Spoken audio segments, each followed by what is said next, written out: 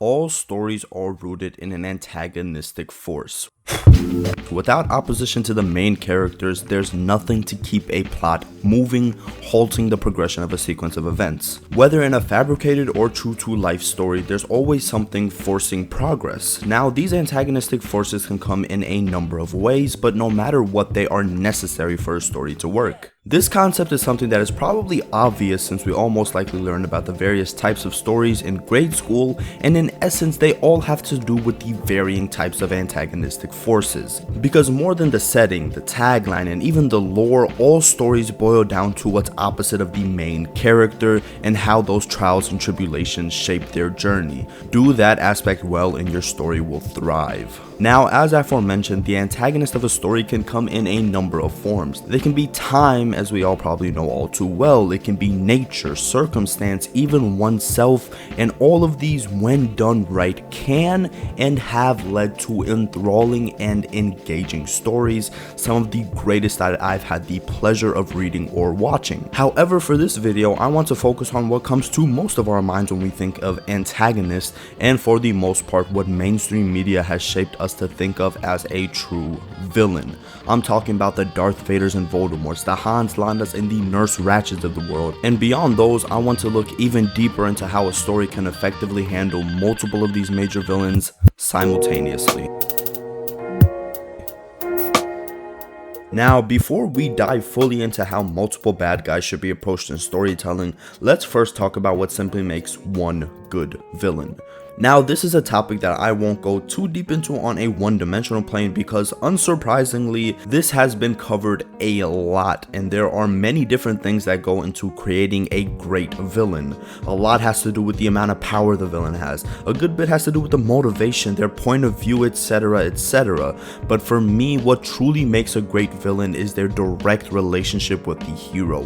Why is Thanos so scary? Because of the amount of power he has in relation to the rest of the Avengers. Why Syndrome such an effective foe? Because of how his backstory intertwines with and enhances Mr. Incredible's own journey. What makes Killmonger a top 5 MCU villain? His relationship with T'Chaka and Wakanda as a whole, in addition to the fact that his perspective directly alters how T'Chaka views his place in the world. A great villain makes a good hero even better, and vice versa. Just as every new plotline should have a relationship with the previous ones, every decision that the villain makes should directly alter the main character. All great stories act like a puzzle, and the two main pieces are the main character and the antagonist, and if those two don't fit perfectly together, the whole thing is not going to reach its full potential. Now, how does my definition of a good villain change when you have more than just that one villain? Well, I like to think of it as the villain puzzle piece being split and still fitting in with the overall antagonist half as a whole, whilst complementing the hero piece. Now, I understand this sounds a bit oversimplistic, but to go further with my analysis, I'll tackle this with two prongs.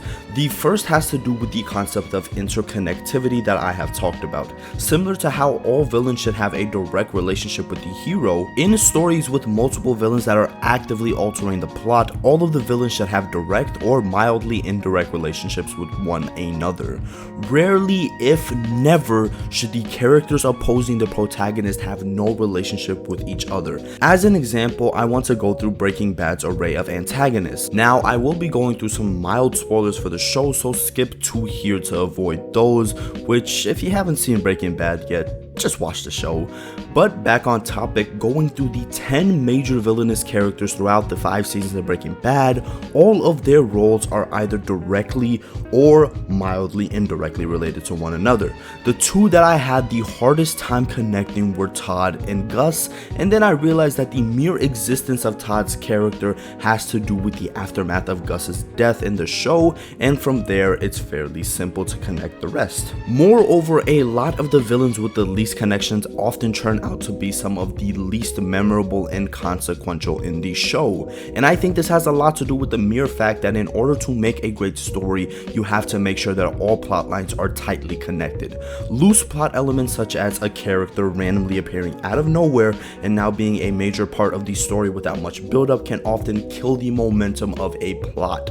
And avoiding that possibility is very important, especially when it comes to the villains of a story who, as I established earlier, are often the core of a story's chronological impetus. Think of it this way, let's say you have a main character, let's call him Toby, and then let's give him two main villains, James and Thomas. Now, if the story starts with Toby fighting James, and the main plot is about Toby and how his childhood friend James feels betrayed and is trying to kill him, what's the story use of having a subplot where Thomas is trying to finesse Toby's grandmother out of a whole bunch of money? And keep in mind that Thomas and James have never met each other and probably never will. Their two individual things against Toby have nothing to do with one another, and the answer is that there isn't much of a use if the main plot isn't enhanced in any way by the subplot. Sure, Toby's life might seem a bit shittier and we might be a bit sadder for him, but in actuality that slight bit of emotional manipulation isn't worth the disjointed story that results from having two villains and thus two plots that have nothing to do with each other. In addition to simply making sure that all of the villains are well connected, it is also important to maintain a clear sense of hierarchy between the villainous characters. Maintaining a true and consistent power structure is imperative when it comes to handling multiple big bads in one story. To further this point, I would like to bring up a movie that was recently released to critical acclaim and a film that I personally thought handled having multiple villains very well, a little flick that actually inspired this video, known as The Batman.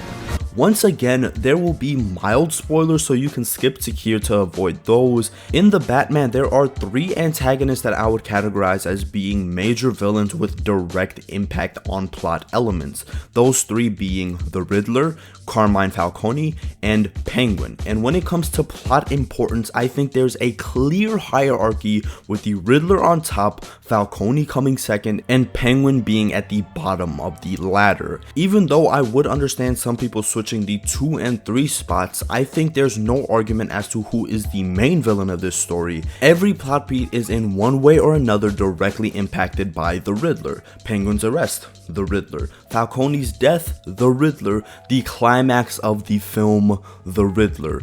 In architecture and design, hierarchy defines importance to the viewer, where to start and where to end, and similarly in film, television, and writing, hierarchy allows the viewer or reader to know what to look for, what to fear, and creates order in a story's sequential unfolding.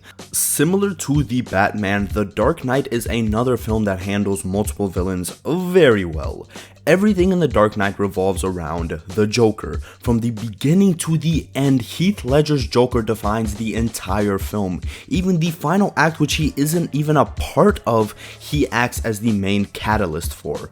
However, on the opposite side of the spectrum, The Dark Knight's successor, The Dark Knight Rises, is a great example of having multiple villains and partially failing as a result of a broken hierarchy. Towards the end of the film, it is revealed that the character that acted as the successor of the Joker in terms of being at the top of the hierarchy, Bane, is actually just a pawn. Now, while I love this movie, even I will admit that this reveal didn't work very well because it's a twist that, first of all, just isn't executed to perfection, but also it breaks the hierarchical rule of tandem villainy. It's like an architect making a design that points towards one part of the building having a door and paints a door-like structure there, when in actuality the entrance is a hole on the opposite side of the building.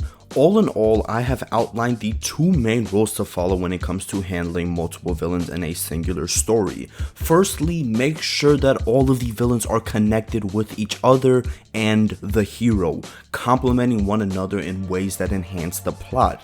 And secondly, establish a sense of hierarchy between all of the antagonists. This doesn't always have to be a set order, but no matter what, the top dog should always be the main villain of a story. And moreover, the hierarchy often has to do more with the role of a villain in the story rather than their actual power, even though sometimes those two do coincide. For example, Hans Landa in Inglourious Basterds doesn't have more power than Hitler himself and the Nazi army as a whole, but his role in the story and the fact that the plot directly gets to the point where he chooses the success or failure of the plan puts him at the top of the story villain hierarchy. So with that summarization, let's test these rules out with what is commonly recognized categorized as a movie with a too many villains problem, Spider-Man 3.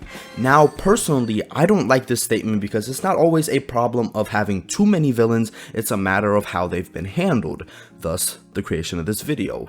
Nonetheless, let's dissect this one. Clearly, there are three main villains in this story: Green Goblin, Sandman, and Venom. Now, are all three of these villains interconnected? I would say no. In fact, Green Goblin has no relationship whatsoever with Sandman and Venom, and those two only technically have a relationship since they randomly teamed up in the final act of the story. This failure in connecting all of these plot threads results in all of these villains causing a separate subplot in Spider-Man 3, making the film really disjointed. Fun? Sure, but disjointed nonetheless. Now, when it comes to the second point, the mere fact that none of these characters are really even connected until the last 20 minutes of the story lets you know that there is a hierarchy issue here. I can see a solid argument being made for any of these three villains being the main antagonistic force of the story, and that is not a very good thing. Now, as a quick exercise, I decided to go through some movies from WatchMojo's top 10 movies with multiple villains list to see if they fit my criteria. Agent Smith and Cypher in The Matrix. There is a clear story connection there, they have a whole scene together, and the hierarchy there goes Agent Smith and then Cypher. The Xenomorph and Ash and Alien, I would say so, there is a clear story connection there as the Xenomorph directly alters Ash's plans, and when it comes to hierarchy, the story itself is about the Xenomorph, so yes. Sauron, Gollum, the Arcs, and Saruman in Lord of the Rings are all connected within the story, and there is a clear major antagonist that is shaping the majority of the plot developments directly or indirectly in Sauron. And finally, Darth Vader, Emperor Palpatine, and Jabba the Hutt in Return of the Jedi falls into a similar realm to Sauron, Gollum, the Orcs, and Saruman. Now, with those out of the way, sure, there can definitely be and probably are exceptions to my rules. A lot of it has to do with a filmmaker's intent and if they're actively writing a story that breaks these boundaries in order to make the plot itself more intriguing and successful. A lot of the best stories of all time are rule-breaking masterpieces, and in no way am I saying that this is the only way to approach writing multiple villains. Above all though, as I went through this topic, the main shift in my perspective of storytelling is where I situate a villain's role. I always thought of the main character as the center of a story and everything branching off of that main character, but after this analysis I do still see the main character as the center, but now I think that the villain or villains serve as the core of that center. Sure, the main character's decisions shape where a story goes, but what are the main character's decisions if not reactions to an antagonistic force? Something external or internal forcing them to take action in unwanted situations until either the core destroys the center or the center cools down the core. Hey there, thanks for watching. This is the first video essay I've made in about 7 months, and admittedly I had a lot of fun writing and editing this. I appreciate anybody that's made it this far, and I promise that there is a lot more content coming within the next few months, including some rankings, thought exercises, and some music content, so stay tuned and drop any thoughts and suggestions down below.